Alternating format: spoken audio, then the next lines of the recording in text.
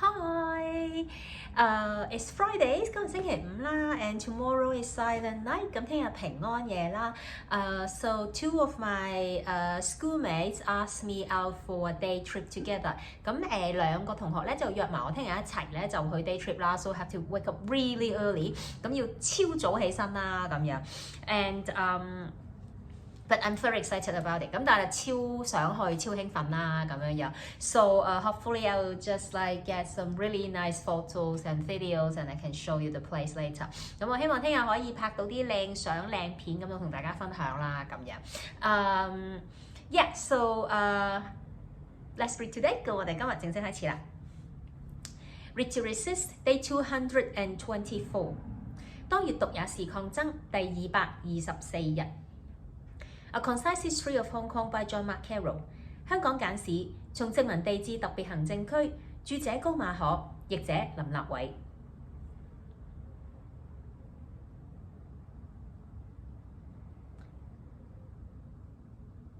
Although some colonial officials believed that the Chinese were best governed by their own natural leaders, the colonial government had to avoid incurring the resentment of the European community by giving too much power to the Chinese elite. In 1844, Governor Davis introduced an ordinance giving the governor the power to appoint native Chinese peace officers. When in 1853, Governor George Bonham expanded the system by giving the peace officers the right to settle civil disputes and by making the Chinese community pay for the peace officers, a group of British residents argued that such attempts had failed in India and were even less likely to succeed in Hong Kong. There are no more corrupt people upon earth than the Chinese, and from the emperor on the throne to the beggar on the dunghill, there is not a Chinese who is not prepared to lie and support his lie with an oath. When Bowring proposed a bill in 1856 allowing Chinese to practice law, a European member of the Legislative Council objected, arguing that the Chinese are a peculiar race of people and are generally crafty, corrupt, mendacious, and deficient in these qualifications, which are needed in a trustworthy legal advisor. Nevertheless, in 1857, the British government allowed Chinese to qualify as lawyers, and in 1858, Bowring introduced an ordinance allowing Chinese to serve on juries and for Chinese-style wills to be valid in court. Partly because of the opposition from the European community, and partly because the government decided to improve its relationship with the emerging Chinese merchant class, the peace officer schemes were abolished in 1861. "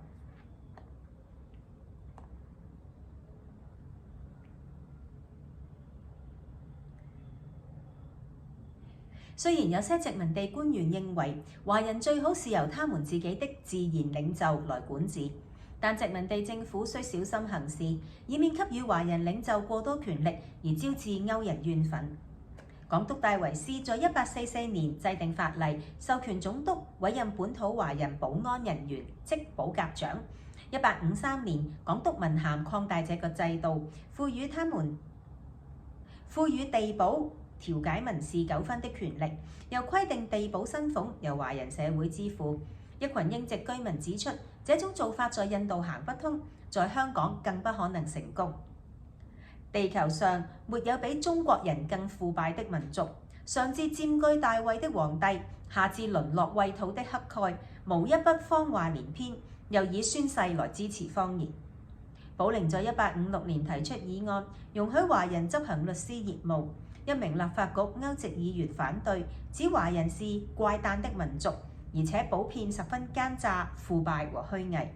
可靠法律顧問應有哪些品質？他們全部付諸闕如。不過，英國政府終於在1857年允許華人取得律師資格，而寶寧在1858年制定法例，令華人可擔任陪審員，並容許中式遺囑在法庭上具有效力。保甲制終在1861年取消，一方面是因為歐籍人士反對，另一方面是由於華人商價階級冒起，政府想與其改善關係。So this is the reading of today。咁今日就係讀呢一小段啦。咁 and then you talk about how the Brits used to describe the Chinese。咁就提到即係以前即係英國佬點樣去形容中國人啦咁樣樣。And although it's like really of course like it's discrimination and everything。咁當然啦，當時嚟講就係絕對係一個即係種族歧視嘅事情啦咁。But unfortunately 咁，但係好不幸地咧，what they describe are truly like the Chinese Communist Party people right now。咁但係佢哋形容嘅呢啲所謂中國人，正正都係而家中共裡面啲人啦咁樣樣。So it's kind of sad and it's kind of frustrating in a way I guess。咁所以其實聽落都有啲無奈啦，又覺得有啲沮喪啦，即係咁樣。Sometimes it's just kind of like why do we only manage to keep bad traits in general? I'm not just talking about Chinese。即係我喺度諗點解好似人類係只係會能夠保存到唔好嘅嘢嘅咧咁。Like these things were like lasting for what like 200 years now。咁即係200年之後係啦。命硬唔硬都好嚇。即係呢啲唔好嘅都繼續喺度啦咁樣。但係即係我哋似乎其實都冇乜進步咁，整體人類都冇乜進步。So yeah, and I guess we just have to work harder on educating our next generations and make sure that we pass on like good traits instead of keeping the bad ones。咁我哋只有就盡力做好教育啦，希望我哋下一代真係可以只係有好嘅嘢，就啲衰嘢全部都慢慢冇晒啦咁。So this is it for today。今日就讀到呢度啦，聽日再見，拜拜。